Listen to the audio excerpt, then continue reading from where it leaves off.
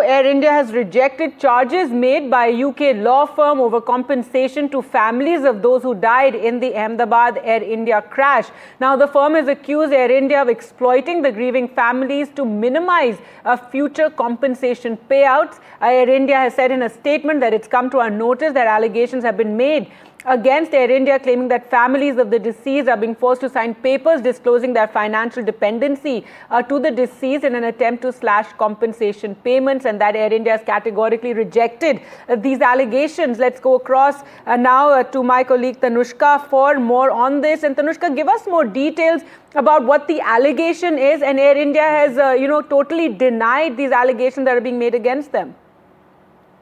Precisely, Gargi. What we're understanding is that this UK-based litigation-only law firm, Stewart's, which is the UK's biggest such litigation firm, has said that the families of the deceased were being forced by Air India to sign papers disclosing their financial dependency to the deceased, to their deceased family members in the crash, in an attempt to slash compensation payments. Now, Air India has outright refused all of these claims and has said that these allegations are both unsubstantiated and inaccurate. Air India has said that they've made efforts to reach out to the families of the deceased and this to process these sort of interim compensation payments, referred to as advance compensation, in as soon as possible. And these sort of forms, the questionnaire that is being talked about by the law firm that is also working in association with Nanavati & Ahmedabad's largest law firm again, states that these questionnaires are unfair. Now, Air India says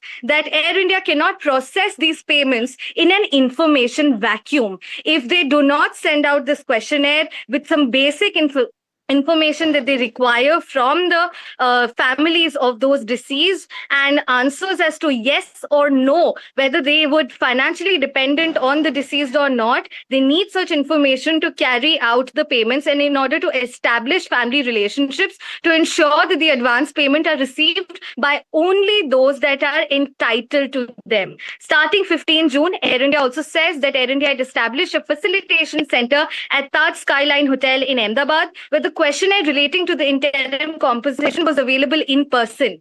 They had also sent this questionnaire in email so that people don't have to, go physically to get their compensation that is due to them. Air India continues to maintain that they are rejecting all of these claims as baseless.